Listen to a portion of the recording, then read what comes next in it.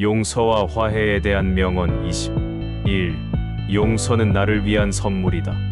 용서는 겉으로 보기에 상대방을 위한 행동처럼 보이지만 실제로는 자신의 내면의 평화를 위한 가장 큰 선물입니다. 미움과 원망의 감정을 계속 품고 있는 것은 결국 자신의 마음을 옥죄고 에너지를 소진시키는 일입니다. 예를 들어 누군가에게 깊은 배신감을 느꼈을 때 그 분노와 상처를 계속 간직하는 것은 자신의 일상을 망가뜨리고 정신적 건강을 해칠 수 있습니다. 용서를 통해 이러한 부정적 감정에서 해방될 때 우리는 진정한 자유와 평화를 경험할 수 있습니다. 이는 마치 오랫동안 짊어지고 있던 무거운 짐을 내려놓는 것과 같은 해방감을 줍니다.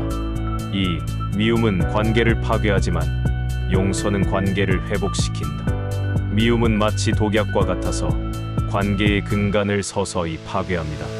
반면 용서는 치유의 물과 같아서 손상된 관계를 다시 살리는 힘이 있습니다. 예를 들어 오랜 친구 사이에 오해가 생겼을 때 서로를 미워하며 거리를 두는 것은 그동안 쌓아온 우정을 무너뜨리지만 서로를 용서하고 이해하려 노력할 때 관계는 이전보다 더 깊어질 수 있습니다. 더욱이 용서를 통한 관계의 회복은 단순히 예전 상태로 돌아가는 것이 아니라 더 성숙하고 견고한 관계로 발전할 수 있는 기회가 됩니다. 다음, 용서는 타인을 위한 것이 아니라 나를 위한 것이다. 용서는 흔히 상대방을 위한 관용이나 자비로 여겨지지만 실제로는 자신의 내면의 평화와 행복을 위한 선택입니다. 누군가를 용서하지 못하고 미움을 품고 있을 때 그 부정적인 감정의 영향을 가장 크게 받는 것은 바로 자신입니다. 마치 독이 든 잔을 들고 상대방이 죽기를 바라는 것과 같아서 결국 그 독은 자신의 몸과 마음을 해치게 됩니다. 용서를 선택할 때 우리는 이러한 부정적 감정의 속박에서 벗어나 진정한 자유를 얻을 수 있습니다. 진정한 화해는 용서에서 시작된다. 화해의 과정에서 가장 첫 번째이자 가장 중요한 단계는 용서입니다. 이는 마치 상처난 피부가 치유되기 위해서는 먼저 염증을 제거해야 하는 것과 같습니다. 진정한 용서 없이는 표면적인 화해만 이루어질 뿐 깊은 관계의 회복은 어렵습니다. 예를 들어 직장에서 동료와의 갈등 후에 단순히 업무적 필요에 의해 화해하는 것이 아니라 진심으로 서로를 이해하고 용서할 때 더 깊은 신뢰관계가 형성될 수 있습니다. 이러한 진정한 용서는 시간과 노력이 필요하지만 이는 관계 회복의 필수적인 과정입니다. 5. 화해는 관계의 새로운 시작이다. 화해는 단순히 과거의 상태로 돌아가는 것이 아니라 더 성숙하고 깊은 관계로 나아가는 새로운 출발점입니다. 이는 마치 봄이 되어 새싹이 돋아나는 것과 같은 새로운 시작입니다. 갈등을 겪고 화해하는 과정에서 서로에 대한 이해가 깊어지고 더 강한 신뢰관계가 형성될 수 있습니다. 예를 들어 부부 간의 심각한 갈등 후의 화해는 서로에 대한 더 깊은 이해와 사랑을 바탕으로 새로운 관계의 장을 열 수 있습니다. 6. 용서는 인간관계의 가장 아름다운 미덕이다. 용서는 인간이 가질 수 있는 가장 고귀한 정신적 가치 중 하나입니다. 이는 단순한 감정적 반응을 넘어서는 의식적인 선택이며 깊은 이해와 사랑의 표현입니다. 예를 들어 자신에게 큰 상처를 준 사람을 용서하는 것은 쉽지 않은 선택이지만 이러한 용서의 순간은 인간의 품격을 가장 잘 보여주는 순간이 됩니다. 이는 우리의 관계를 더욱 풍요롭게 만들고 공동체의 화합을 이루는 근본이 됩니다. 7. 용서는 과거의 짐을 내려놓는 것이다. 용서는 과거의 아픔과 상처, 미움의 무게를 내려놓는 행위입니다. 이는 마치 오랫동안 짊어지고 있던 무거운 배낭을 내려놓는 것과 같은 해방감을 줍니다. 과거의 상처에 매여 있는 한 우리는 현재와 미래를 온전히 살아갈 수 없습니다. 예를 들어 옛 연인의 배신을 용서하지 못하면 새로운 관계를 시작하는 것이 어려울 수 있습니다. 용서를 통해 이러한 과거의 짐을 내려놓을 때 우리는 더 가볍고 자유로운 삶을 살 수 있게 됩니다. 8. 화를 품으면 내가 상처받는다. 분노와 미움의 감정을 품고 있는 것은 결국 자신을 해치는 일입니다. 이는 마치 뜨거운 석탄을 손에 쥐고 있는 것과 같아서 상대방을 해치려는 의도로 쥐고 있지만 실제로는 자신의 손만 대이게 됩니다. 예를 들어 직장에서 받은 부당한 대우에 대한 분노를 계속 간직하고 있으면 그것은 결국 자신의 일상의 행복과 건강을 해치게 됩니다. 이러한 감정을 내려놓는 것이 자신을 위한 최선의 선택일 수 있습니다. 9. 미움 대신 사랑을 선택하라. 미움과 사랑은 모두 우리의 선택입니다. 상처받은 상황에서 미움을 선택하는 것은 자연스러운 반응일 수 있지만 의식적으로 사랑을 선택할 때 우리는 더 큰 성장을 경험할 수 있습니다. 이는 마치 어둠 속에서 촛불을 켜는 것과 같아서 작은 빛이지만 그 주변을 밝히는 힘이 있습니다.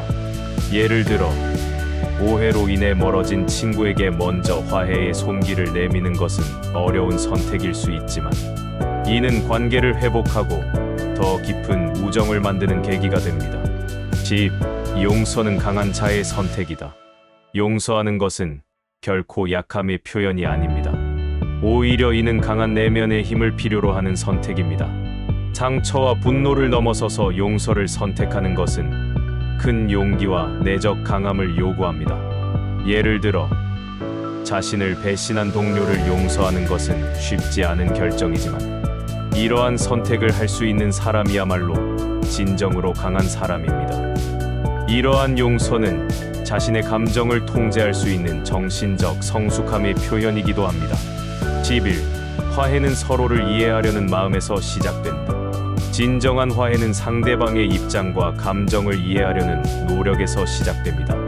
이는 단순히 겉으로만 화해하는 것이 아니라 서로의 관점과 상황을 진심으로 이해하려는 과정입니다. 예를 들어 가족 간의 갈등에서 서로의 입장을 이해하려 노력할 때 더 깊은 화해와 관계 회복이 가능해집니다. 이러한 이해의 노력은 때로는 불편하고 시간이 걸릴 수 있지만 이는 진정한 화해를 위한 필수적인 과정입니다. 12.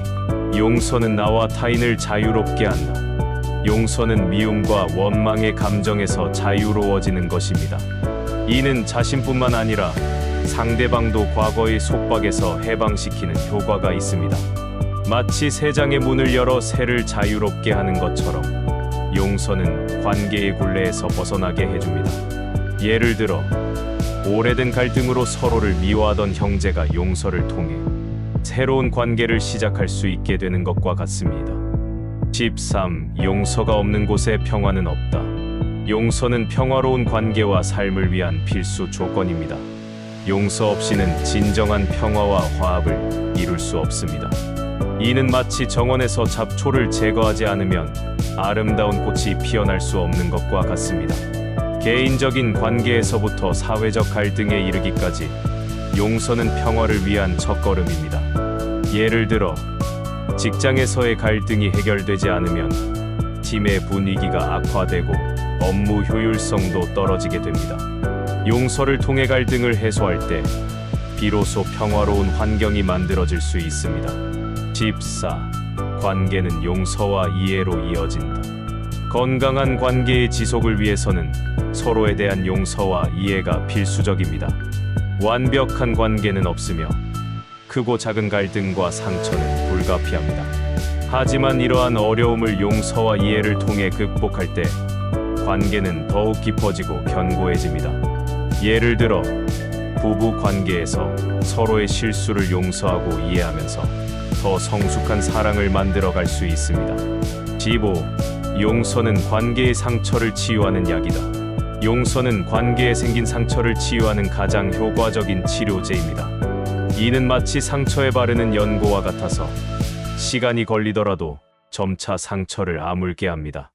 용서가 없다면 관계의 상처는 계속해서 악화될 수 있습니다.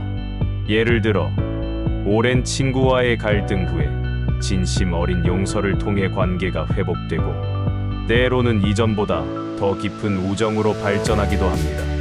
16. 진심 어린 사과는 모든 갈등을 해결할 수 있다. 진정성 있는 사과는 갈등 해결에 강력한 촉매제가 됩니다.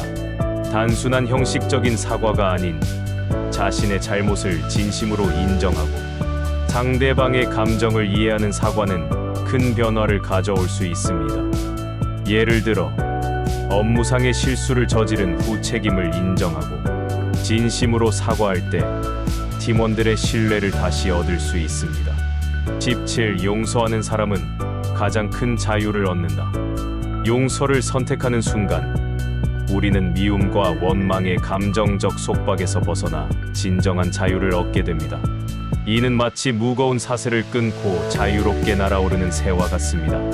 용서하지 못하고 있을 때 우리는 그 감정의 노예가 되어 삶의 많은 부분을 제한받게 됩니다.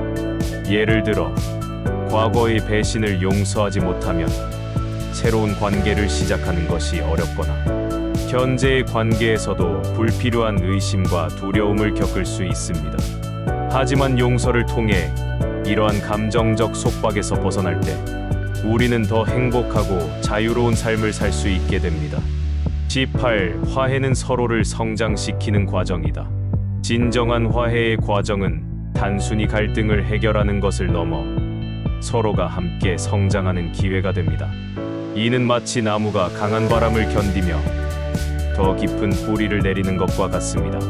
화해의 과정에서 우리는 자신의 부족함을 인정하고 상대방을 더 깊이 이해하며 관계의 의미를 새롭게 발견하게 됩니다. 예를 들어 팀 프로젝트에서 발생한 갈등을 해결하는 과정에서 서로의 장단점을 이해하고 더 효과적인 협력 방법을 배울 수 있습니다. 19. 용서는 관계를 회복시키는 시작점이다. 용서는 손상된 관계를 회복하는 첫 단계입니다. 이는 마치 무너진 다리를 다시 세우기 위한 첫 번째 기둥을 세우는 것과 같습니다. 용서 없이는 진정한 관계의 회복이 불가능하며 이는 새로운 시작을 위한 필수적인 과정입니다. 예를 들어 오해로 인해 멀어진 친구와의 관계에서 먼저 용서를 선택할 때 우정을 회복할 수 있는 첫걸음을 내딛게 됩니다. 20. 미움을 놓아주는 것이 용서다. 용서의 본질은 미움이라는 감정을 내려놓는 것입니다. 이는 마치 손에 쥐고 있던 뜨거운 돌을 놓아주는 것과 같습니다. 미움을 계속 간직하는 것은 결국 자신을 소진시키고 해치는 일이 됩니다. 예를 들어 과거의 배신이나 실망에 대한 미움을 계속 품고 있으면 그것은 마치 독약을 마시는 것과 같아서 결국 자신의 삶의 질을 떨어뜨리게 됩니다. 미움을 놓아주는 순간 우리는 새로운 시작을 할 수 있는 힘을 얻게 됩니다.